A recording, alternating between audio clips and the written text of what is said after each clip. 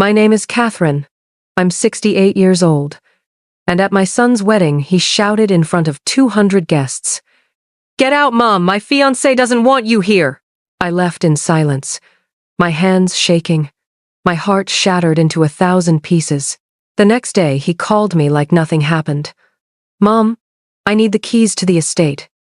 I took a deep breath and told him 4 words he will never forget. Before I tell you what those 4 words were, please hit that like button, subscribe to the channel, and comment below where you're watching from. This story isn't just mine, it might be yours too. And trust me, you'll want to hear how this ends. Let me take you back to that morning, the wedding day. I woke up at 6, my stomach tight, with a mixture of excitement and dread I couldn't quite name. I'd bought a dress for this occasion 3 months earlier. Champagne-colored lace, elegant, expensive. $800 I couldn't really afford, but this was my son's wedding. My only son, my only child. When would I ever have another occasion like this? I stood in front of my mirror that morning, smoothing down the lace, checking my makeup for the 5th time. I wanted to look beautiful.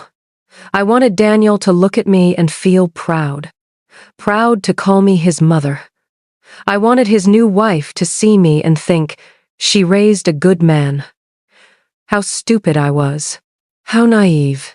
I drove to the venue alone, a luxury hotel ballroom on the other side of the city. The parking lot was already filling up with expensive cars, BMWs, Mercedes, Teslas. I parked my 10-year-old sedan between a Porsche and a Lexus and felt immediately out of place. But I held my head high. I had a gift in my hands, a photo album I'd spent weeks putting together. Pictures of Daniel growing up, his first day of school, his graduation, pictures of him with his father before cancer took him from us, and tucked inside, a handwritten letter about love and family and legacy, about how proud his father would be to see the man he'd become. I thought it would mean something.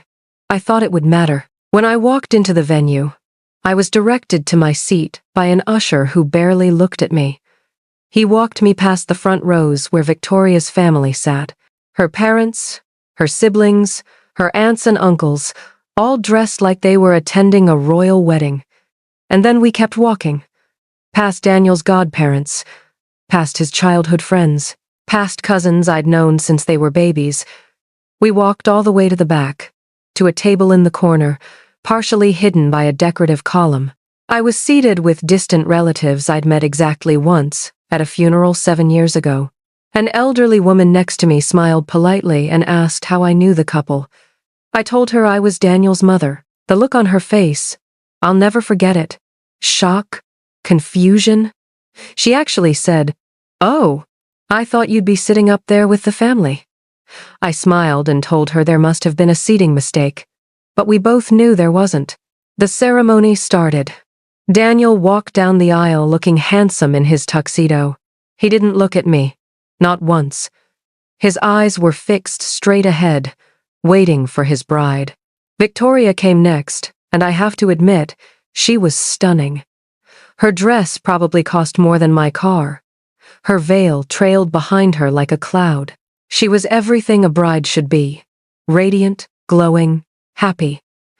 And when she reached the altar and took Daniel's hands, I saw him look at her like she was the only person in the world, the way he used to look at me when he was little and I'd tuck him into bed. That look was gone now, reserved for her, only for her. The vows were beautiful, standard, traditional, but delivered with such emotion. But there was one line that stuck in my throat like a piece of glass. Daniel said, "I promise to always put you first, above everyone else, above everyone else." I knew what that meant. I knew who everyone else was. It was me, his mother, the woman who raised him alone after his father died, the woman who worked double shifts to pay for his college, the woman who co-signed his mortgage and lent him $50,000 he never paid back. I was everyone else. I was the past he was leaving behind. And Victoria smiled when he said it. This small, satisfied smile that told me she'd written that line herself. After the ceremony came the reception. Cocktail hour in an adjacent room filled with ice sculptures and past hors d'oeuvres.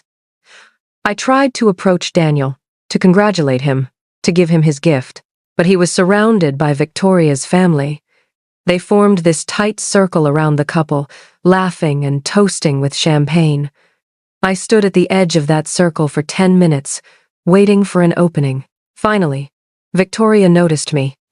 She turned, looked me up and down with this cold expression, and said, "Catherine, how nice of you to come." Not, Mom. Not, "Thank you for being here." Just Catherine, like I was a colleague or a neighbor. I asked if I could speak to Daniel for just a moment. She put her hand on his arm possessively and said, "He's busy with guests right now. Maybe later." And then she turned her back to me. Daniel didn't say a word. He just let it happen. I went back to my table in the corner and waited. Surely during dinner, I'd have a chance. Surely he'd come over. Or I'd be able to approach him between courses. I watched as Victoria's father gave a glowing speech about welcoming Daniel into their family, about how he was the son they'd always wanted. Victoria's mother spoke next, dabbing at her tears with a linen napkin, talking about what a perfect match they were. I waited for someone to mention me, to acknowledge that Daniel had a family before this one, but no one did. There was no speech slot for me. No one had asked me to prepare remarks. I was just another guest, invisible. After the speeches, I couldn't take it anymore. I had to give Daniel his gift. I had to at least try to have one meaningful moment with my son on his wedding day.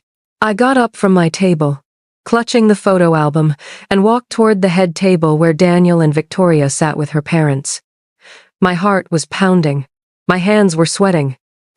But I kept walking. Daniel saw me coming. I saw his expression change from relaxed to tense in an instant. He leaned over and whispered something to Victoria. Her face transformed, from the blushing bride to something hard and angry. I reached the table and smiled. I said, "Daniel, sweetheart, I just wanted to give you your gift. I made this for you. It's pictures of you and your father, and I didn't get to finish." Victoria stood up so abruptly her chair scraped against the floor. People at nearby tables turned to look. She said, loud enough for everyone to hear, "What is she doing here?" "Not your mother. Not Catherine. She." Like I was an intruder, like I was crashing the wedding. Daniel stood up too, torn, looking between us. I thought he'd defend me. I thought he'd tell his new wife that I was his mother and I had every right to be there. Instead, he said, "Mom, not now. Please." His voice was low, embarrassed by me. I tried again. I said, "I just wanted to give you this. I spent weeks." But Victoria cut me off. She said, "Daniel, I told you I didn't want her here. This is OUR Day. She's trying to ruin it." The table went silent. Victoria's parents stared at me like I was something they'd scraped off their shoe. Daniel's godmother, sitting 2 tables over, looked down at her plate. No one defended me. No one said a word. And then Daniel made his choice.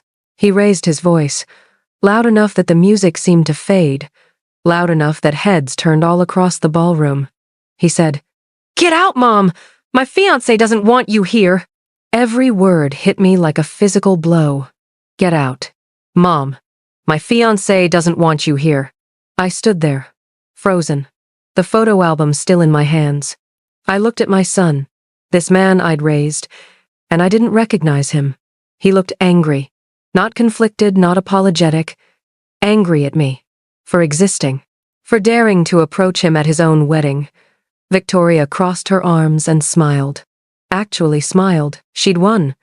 She'd gotten him to choose her over his own mother in front of everyone, and she was savoring it. I wanted to scream. I wanted to throw the album at his feet and tell him exactly what I thought of him and his spoiled, manipulative wife. But I didn't. I just stood there, my face burning, feeling 200 pairs of eyes on me. Someone coughed. A glass clinked. The photographer lowered his camera, uncomfortable. And I realized that no one was going to help me. No one was going to stand up and say, "Daniel, that's your mother, apologize." So I did the only thing I could do. I left. I walked through that ballroom with my head up, but inside I was dying. Every step felt like I was walking through water. The whispers started before I even reached the door. I heard them. Did that just happen? Who was that? I can't believe he spoke to her like that. But no one stopped me. No one followed me out to see if I was okay. I pushed through the double doors, through the lobby, out into the parking lot. And only then, sitting in my car with the doors locked, did I let myself break. I cried for 20 minutes. Ugly, choking sobs that made my mascara run down my face in black rivers. My carefully applied lipstick smeared across the back of my hand. The champagne lace dress felt like a costume now. A pathetic attempt to fit into a world that didn't want me. The valet knocked on my window at one point and asked if I was all right. I told him I was fine. Just needed a moment. He looked at me with pity and walked away. Even a stranger could see I was far from fine. I drove home in a daze. The estate, the house I'd lived in for 30 years, felt different when I pulled into the driveway. It didn't feel like home anymore. It felt like a target, a prize they were circling, waiting for me to die so they could claim it. I walked through the front door and stood in the foyer, looking around at the life I'd built, the chandelier my husband and I picked out together, the hardwood floors we'd refinished ourselves, the family photos on the walls, Daniel as a baby, as a toddler, as a teenager, every milestone documented. And for what? So he could grow up and humiliate me? So he could throw me out of his wedding because his wife didn't want me there? I walked upstairs to Daniel's old room. I hadn't changed it much since he moved out. His soccer trophies were still on the shelf. His high school diploma still hung on the wall. I used to come in here sometimes when I missed him, when the house felt too empty. I'd sit on his bed and remember when he was small, when he needed me, when I was his whole world. That night, sitting on that bed, I realized something. Those memories were lies. Not lies exactly, but illusions. I'd built up this idea of our relationship, this fantasy that he loved me as much as I loved him. But the truth was staring me in the face. He didn't love me. He loved what I could give him. My money, my house, my willingness to say yes to anything he asked. Without those things, I was nothing to him. Just an inconvenience. Just someone in the way of his new life with Victoria. I didn't sleep that night. I couldn't. I kept replaying the scene over and over. His face when he yelled at me, Victoria's smirk, the silence from everyone else, the walk of shame through the ballroom. Every time I closed my eyes, I saw it all again. By 3 a.m, something shifted inside me. The grief started to harden into something else. Not quite anger yet, but close. Clarity. Cold, sharp clarity. I'd spent 32 years being the perfect mother. Sacrificing everything. Putting Daniel first. Always. And where had it gotten me? Thrown out of his wedding like garbage. The next morning, Sunday, I was sitting at my kitchen table, still in my pajamas, staring at nothing. My phone rang at 10 o'clock. Daniel? I stared at his name on the screen for 5 rings. Part of me wanted to ignore it, to let it go to voicemail, but I answered. Maybe I was hoping for an apology. Maybe I was hoping he'd finally realized what he'd done, what he'd said, how he'd humiliated me.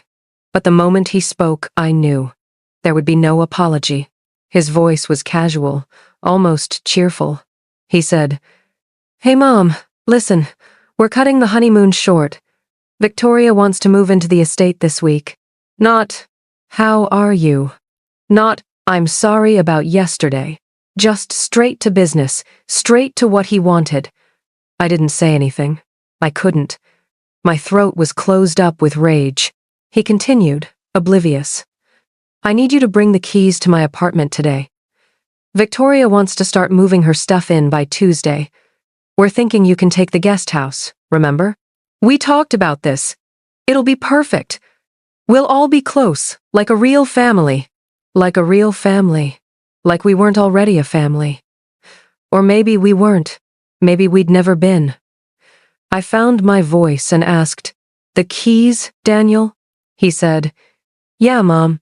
The keys to the estate. We need them by tonight. Victoria's already hired movers." I took a breath and said, "You want the keys to my house. The house your father and I built. The house I've lived in for 30 years. He sighed, annoyed already.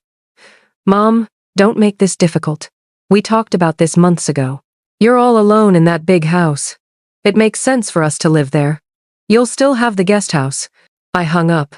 I just hung up the phone. My hands were shaking, but not with sadness anymore. With anger.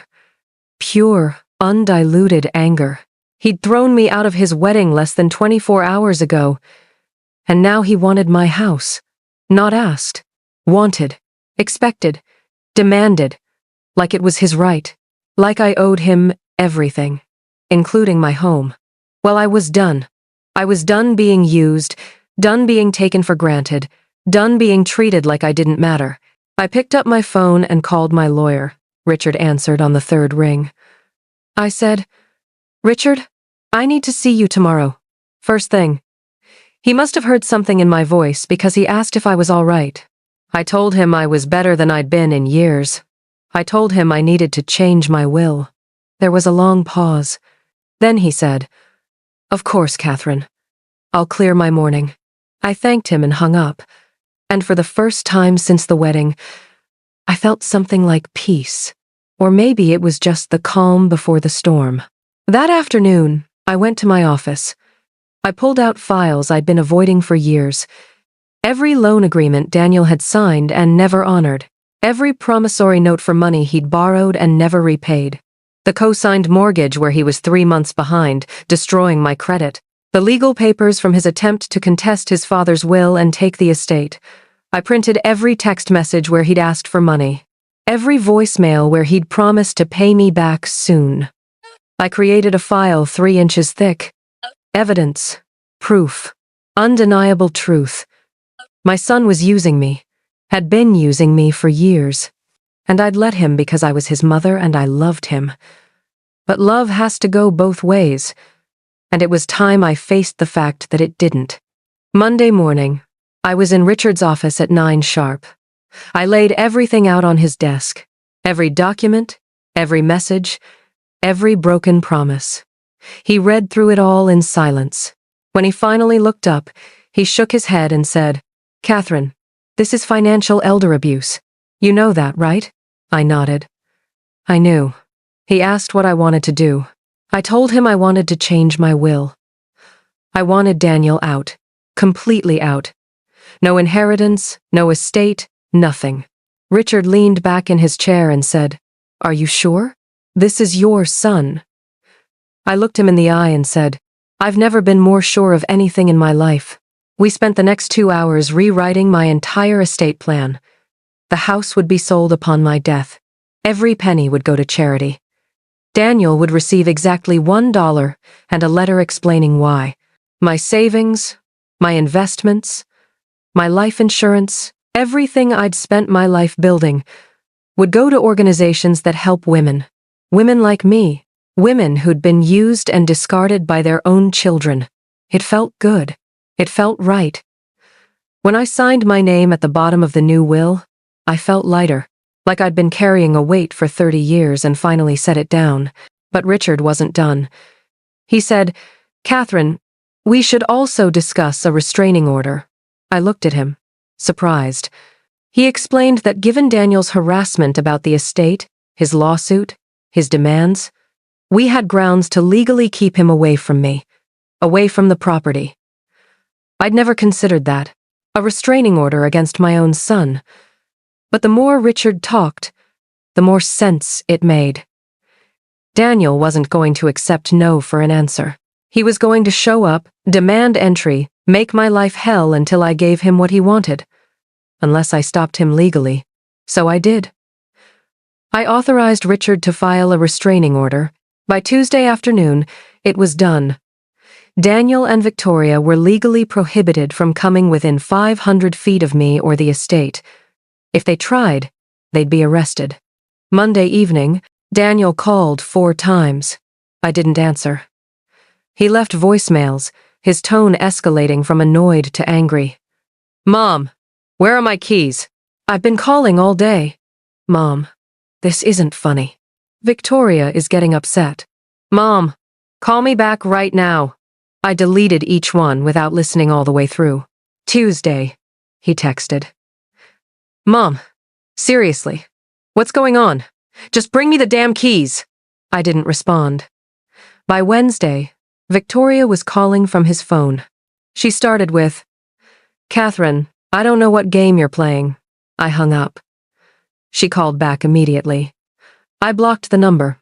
I was done engaging, done explaining, done justifying my existence to people who saw me as an obstacle. Wednesday afternoon, I was in my garden when I heard a car pull up the driveway, then pounding on the front door. Daniel's voice, angry and loud. "Mom! Open the door!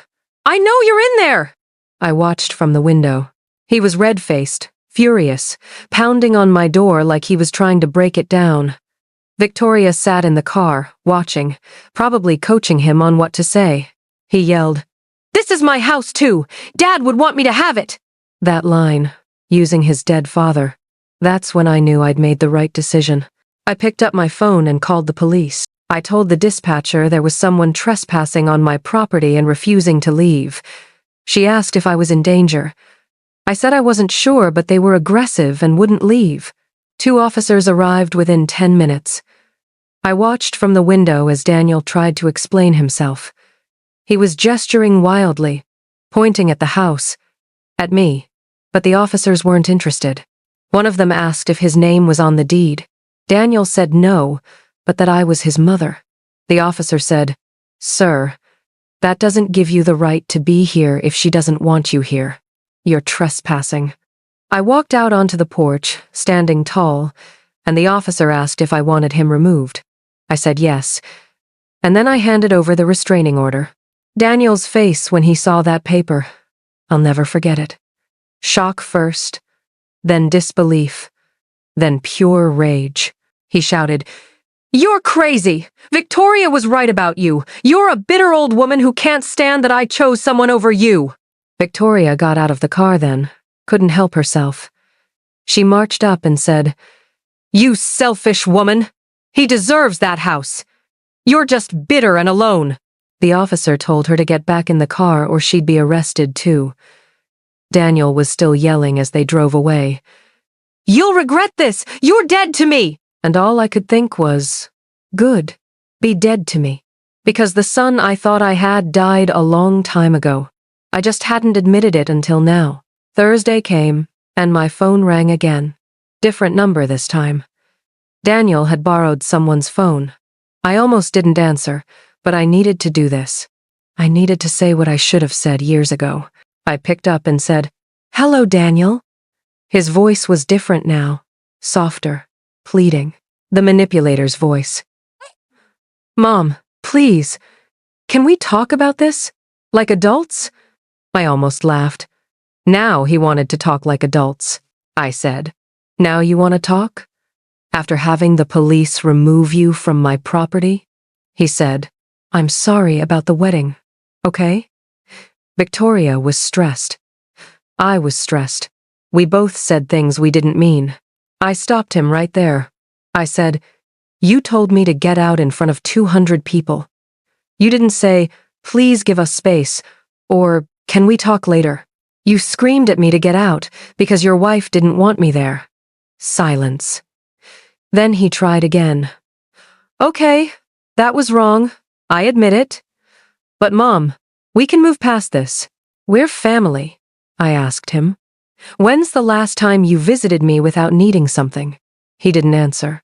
I asked, "When's the last time you called just to talk, just to see how I was doing?" More silence.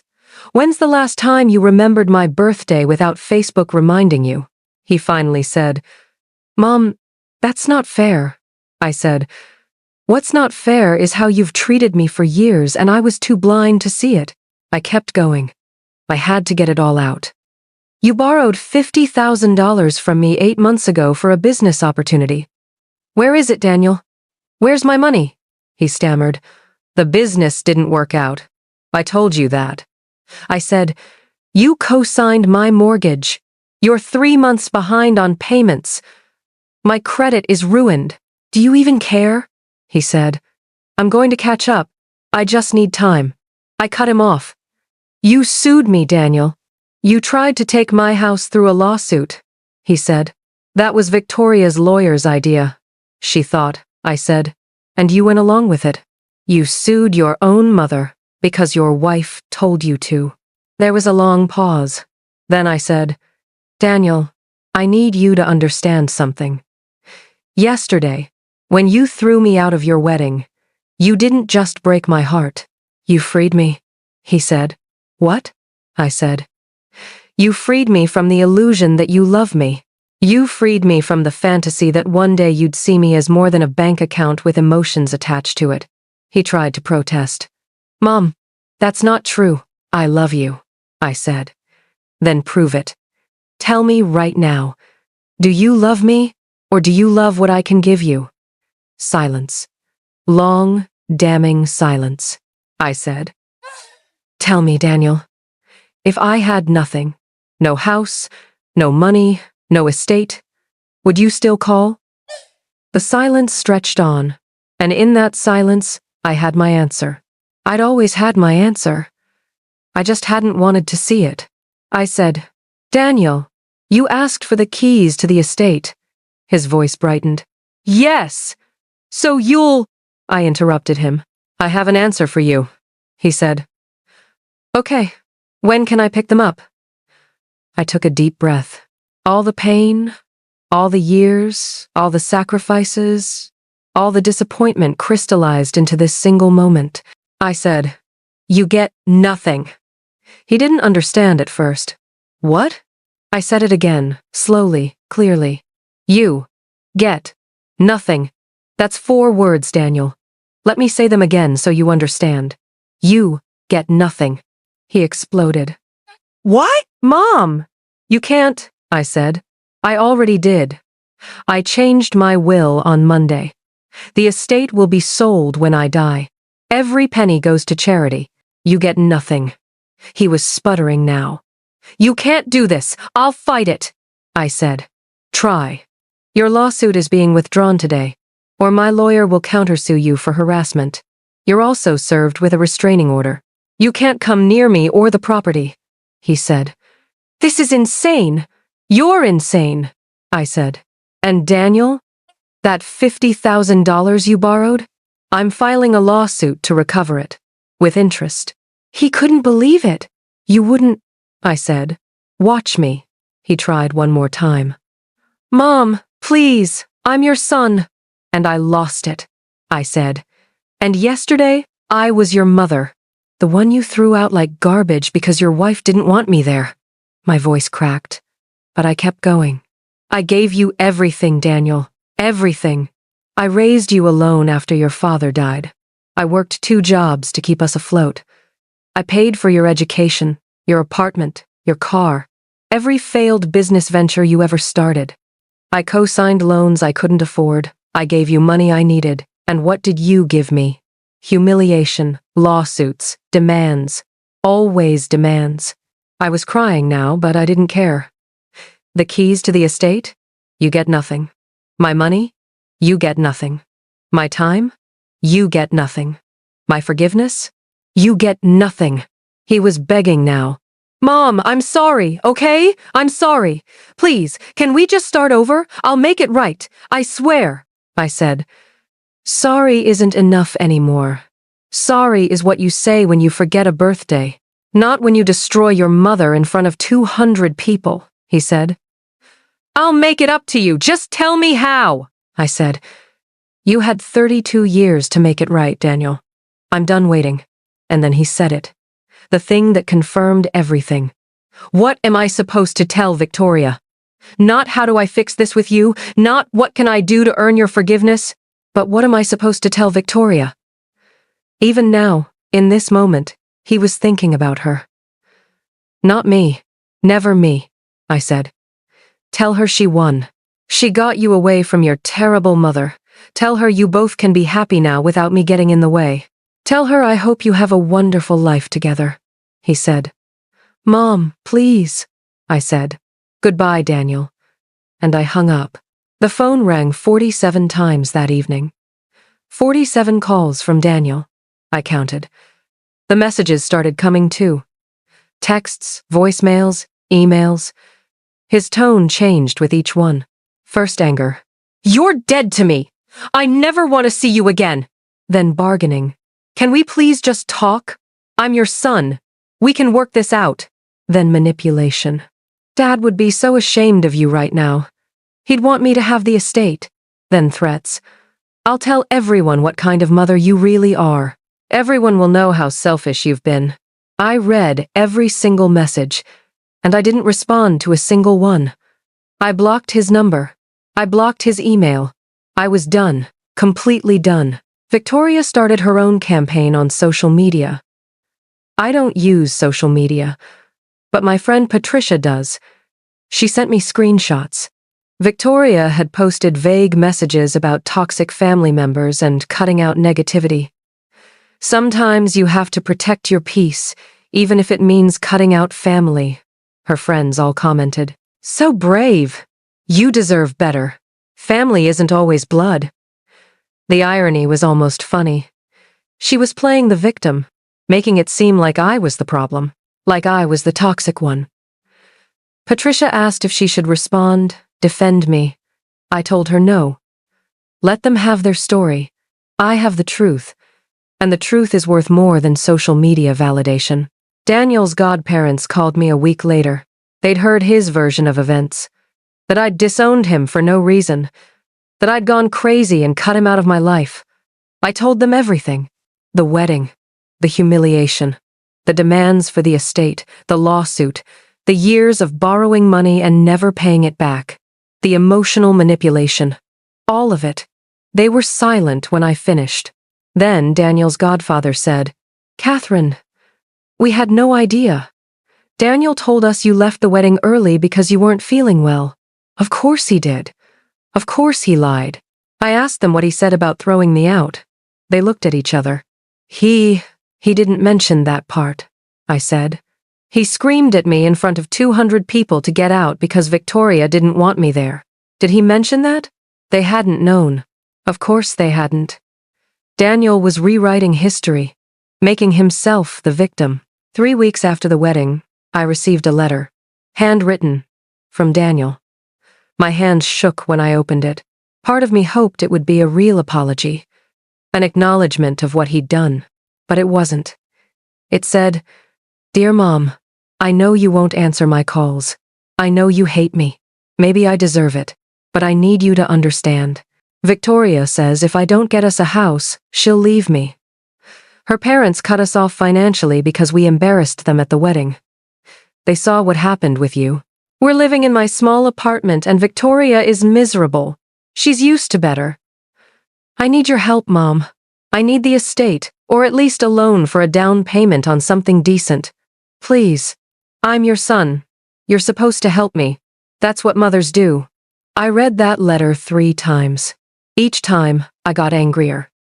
Even now, even after everything, he was making demands.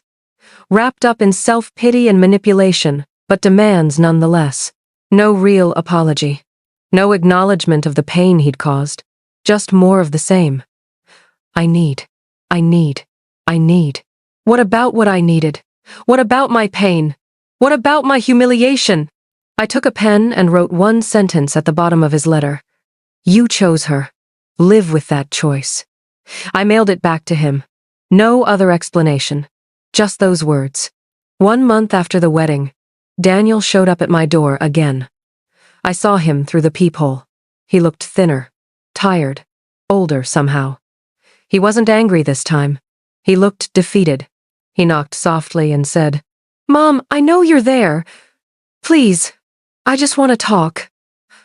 I didn't open the door. I watched through the window as he sat down on my porch steps.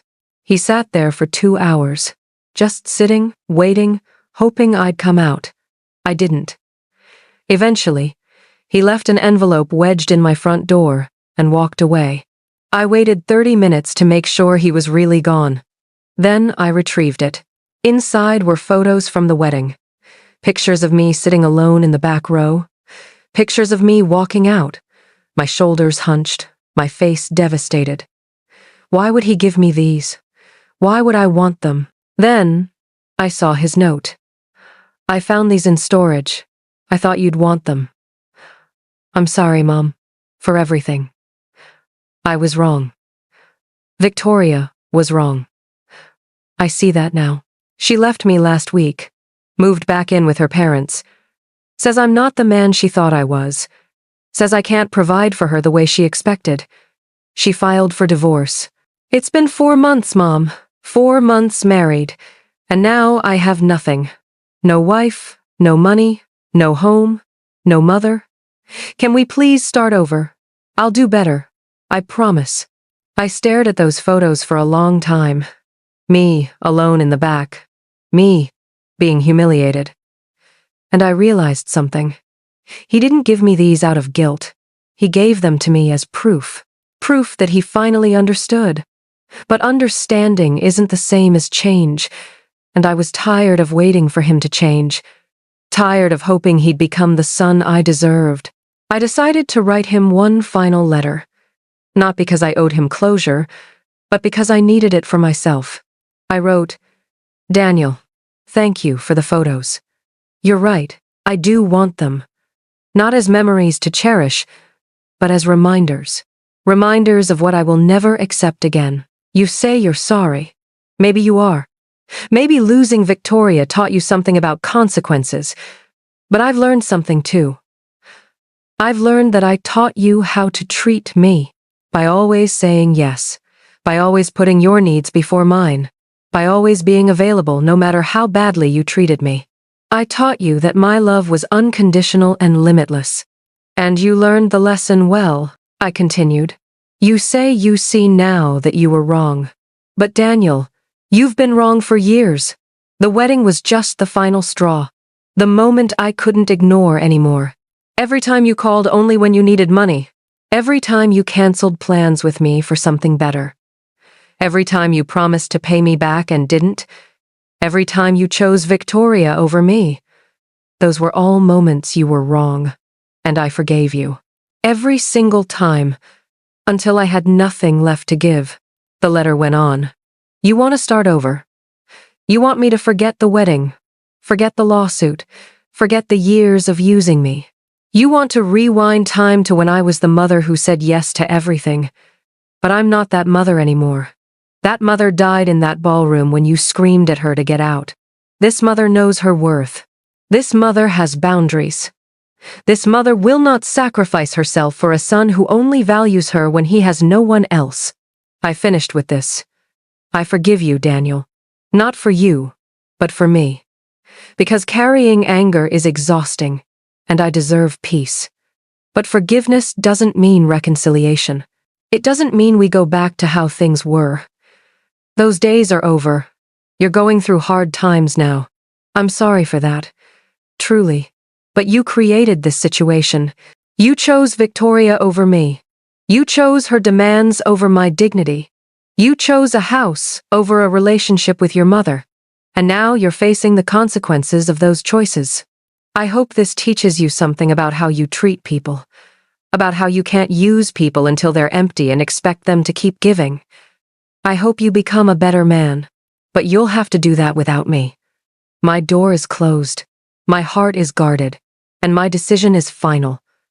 I wish you well, Daniel. But I wish me better. 6 months passed before I heard his name in my house again. And it wasn't because I spoke it. It floated in through other people's mouths, the gardener, who mentioned he'd seen Daniel's car idling at the end of the road one evening. Patricia, who said a mutual acquaintance ran into him looking hollowed out, like a man who walked out on himself and forgot to find the door back. I didn't ask for details. I learned to turn my face away from conversations the way you turn your face from smoke swiftly, without apology, to protect your own lungs. The estate became quiet in a way I had never allowed it to be. I took down the photographs that were really altars to an old story. The soccer trophies, the graduation cap, the paper-maché solar system we made when the science teacher said, "Parental involvement counts." I wrapped them carefully, not like trash, but like artifacts that belonged to a museum where I was no longer a docent. I labeled each box with dates, not feelings, and stacked them in the cedar closet. The rooms exhaled. For the first time in years, the air tasted like mine. I carried an easel into the room that used to be his.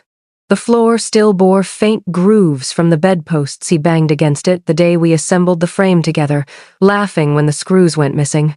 I set the easel where the bed had been, as if to say, "A life goes here now, and it is mine." I bought new canvases. I opened tubes of paint I had hoarded for a decade, for the right time, as if my own hands didn't count as right. The first color I reached for was not red anger had spoken enough. It was ultramarine, ocean deep, a blue so honest it hurt. I painted what the house felt like when the phone stopped screaming. I painted silence like a sanctuary. I painted the way morning light drifts across the kitchen table, as if it knows a woman is rebuilding herself there. I slept through the night once, then twice, then most nights like a miracle you stop naming because it finally starts to feel like normal. I woke without bracing for demands. I ate when I was hungry. I let myself be hungry for things other than survival. I drove to the coast alone and stood at the water's edge and said nothing into the wind. I booked a ticket to Italy because 22-year-old me promised 40-year-old me we'd go, and 68-year-old me was tired of finding reasons to deny a woman who had already been denied enough. I drank espresso at a tiny metal table by a street no one will put in a guidebook. I cried in front of a Caravaggio, because light breaking out of darkness is messy and holy, and I understood both. When I came home, I opened the mail without dread. One envelope from Richard. Court documents. The promissory note suit proceeding exactly as he predicted. His cover letter was short, precise, a spine of sentences that stood straight. He added a postscript that made me smile in a way I had forgotten I could. "Your painting, if that's the one I saw in the foyer, is remarkable. Whatever you're doing, keep going." I put the papers in the file cabinet and the compliment in my chest, where warmth belongs. A month later, the women at the shelter showed me how grief can braid itself into courage without asking permission. I sat in a circle of chairs with mugs that clinked because our hands were still learning not to shake. I said my story out loud without defending him, without defending me. You could hear breath catch on certain words. Wedding, estate, mother. You could hear it settle again on others' boundaries. No, enough. We exchanged phone numbers, recipes, the names of locksmiths and therapists. I brought my easel one afternoon and let anyone who wanted to smear a line of color do it. I watched a woman paint her first straight stroke after leaving a man who only spoke in crooks. I watched shame leave a room through a door made by women who kept making 1 inch of space after another until we could all walk out. People will tell you time heals. It doesn't. Time does not crawl into your bones and knit them back together. Time is just the room. You are the one who heals. You choose every day to put your hands on what hurts and tell it the truth. The truth was simple. I loved my son. He loved what I provided, and I loved myself more now. Loving myself was not a betrayal. It was a burial of a lie. I used to keep both of us comfortable. News traveled in fragments. Divorce papers filed. She moved back with her parents. He closed another startup. He took a job he considered beneath him. He called the godparents, the cousins, the old neighbors. He tested the perimeter of my decision the way a child tests a fence. Every no he heard from others was a faint echo of the one I finally gave him. It turns out that when you say no to the center of a thing, all the edges relearn their shape. He left an envelope on my porch one afternoon when the restraining order had expired and I had chosen not to renew it. Not because he earned trust he hadn't, because I had earned peace.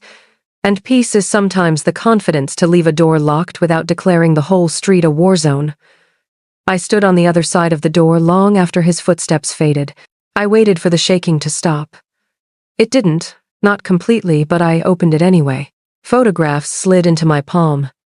Not the glossy kind meant for mantles, the unflattering kind that tell the truth. Me, back row, small and stiff. Me, a woman in a champagne dress at the edge of her own child's life. Me, walking out through a tunnel of eyes. His note was short. I'm sorry. I was wrong. Can we start over? I set the photos on the kitchen table and looked at them until my eyes cleared. Starting over is an easy phrase to write when the ink costs nothing. Starting over is expensive when the currency is trust. My trust account was closed. I wrote the letter I needed. I mailed it because some doors deserve a hinge that works and a lock that holds. I told him I forgave him so I could sleep. I told him forgiveness was not a key. I told him reconciliation requires repair, and repair requires years of evidence I no longer wished to watch for. I told him I wished him well. I told him I wished me better. I meant every line. And when I slid the envelope into the blue mouth of the postbox, I felt the strange relief of finally mailing a package I had been carrying so long my shoulders grew around it. There is a peculiar quiet that arrives after the last argument you will ever have with someone who will never understand you. The house learned that quiet. The garden did too. I planted peonies by the front walk and watched them take their time the way worthy things do. I replaced the old brass knob on the study door with one that turned cleanly, no sticking. Small repairs, practical and symbolic. You may call it sentimental. I call it infrastructure. People asked, in that intrusive way, people ask women who draw lines, what if he changes? As if my job is to wait on a porch with cookies going stale, just in case he shows up needing the sweet I owe him. Here is the truth nobody wants to say out loud. Change is not a magic trick you perform to win back a place you desecrated. You don't get to vandalize trust and then blame weather for the rust on your hands. If he changed, wonderful for him. My job is not to create an audience for his better self. My job is to live mine. So, I did the next thing that made sense. I turned the estate into a promise I could keep. I sat at the big wooden table with a legal pad and wrote the words as if they already existed on a brass plaque. The Morrison House for New Beginnings. I laughed at myself, how grand. Then I called the architect whose wife I'd met at the shelter, the one who said, he's always wanted to build something for women that isn't just walls. We walked the property with our palms open to the morning. We measured light. We counted outlets and beds and exits that didn't require permission. He drew a wing where women could stay for a weekend and remember what their names sound like when they say them alone in a mirror.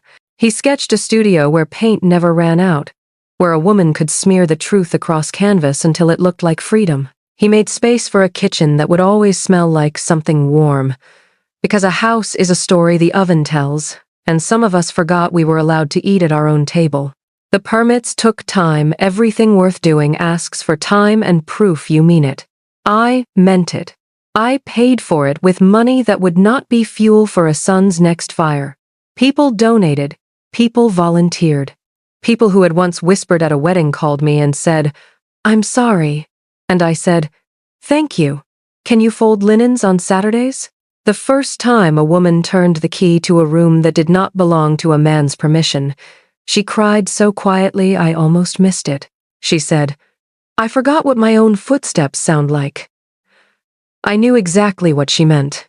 On the day the studio opened, I hung my first painting in the corner. Not because it was good, because it was honest. A woman asked what it was called. I told her the truth. After. She nodded like the word had a taste she recognized. We painted together until the afternoon leaned toward evening. We washed brushes in a row like soldiers coming home from a war nobody clapped for. We clapped for each other. Richard started stopping by more often, at first with papers, later with pastries, and a confession that his late wife used to paint lilies that looked like women and women who looked like lilies. We didn't rush. We walked the garden paths, two people with grown-up grief that didn't need a closing argument. He held my hand one night on the porch steps where a different man once dropped a different envelope. It was not a grand romance with fireworks and thunderclaps. It was a candle we didn't have to shield with our bodies. It was steady. I didn't ask for promises. I asked for presents. He kept choosing presents.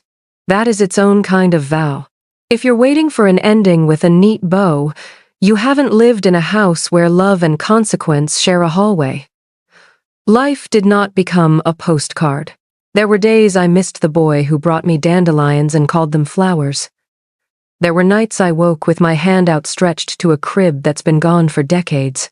Grief has a key to every room you've ever lived in, but now it knocks. I answer when I want to. Sometimes I make it tea. Sometimes I let it stand on the porch and talk to the wind. The letter I sent Daniel was not the last piece of paper that passed between us, but it was the last one with a door on it. He sent a holiday card in December with his tidy handwriting and a photograph of a sky that wasn't ours. I placed it on the mantel for one day and then put it in a drawer labeled Records. I did not mistake diplomacy for reunion. He sent a text on my birthday through a number I didn't recognize. "Happy birthday, Mom." I typed "thank you" and deleted it. I went to dinner with Patricia instead, and when the waiter brought a slice of cake with a candle ridiculous for a woman of my age, I closed my eyes and didn't wish for him. That was the gift. Not the cake, but the clean omission. Do I think of the wedding? Yes. Do I replay his shout? Less often. What I remember more now is the drive home, the way my hands finally steadied when I turned onto the road that knows my tires. I remember walking into a house that asked me, very gently, "Are you ready to live here as yourself?" I remember answering, "Yes," and hearing my own voice like a bell that had waited years to be rung. There is a line people like to misquote when they want to keep blood above all. Blood is thicker than water. They forget the rest. The blood of the covenant is thicker than the water of the womb. The bonds you choose, the covenants you cut on purpose with your own knife of decision, are stronger than the ones you were merely born into. I chose to be Daniel's mother every day for 32 years. It was a covenant I kept at great cost. He chose to be Victoria's husband for 4 months, and taught me, by brutal example, that my covenant had been with my idea of him, not the man he became. I could not keep paying dues on a membership the other person canceled. People also like to ask, if he showed up right now, what would you say? It depends. If he showed up as a boy with flowers, I'd tell him the yard is full of them and he can pick his own. If he showed up as a man who understands that apology is not a spell but a practice, I'd point him to the list of things that need repairing at the retreat center and say, "Start there. Don't speak. Hold a hammer." But if he showed up as the son who shouted in a ballroom, I'd do what I did that day when the phone rang and the old script tried to crawl back into my throat. I'd breathe. I'd find the 4 words that ended the chapter that needed to end. I'd say them again, softly this time. Not out of rage, but out of reverence for the woman who finally learned to protect herself. You get nothing. Those 4 words didn't bankrupt him. They saved me. They are not a curse. They are a boundary written in the simplest language possible. They say, my dignity is not collateral. My peace is not property. My worth is not a negotiable instrument passed around a table of men in suits or women in silk.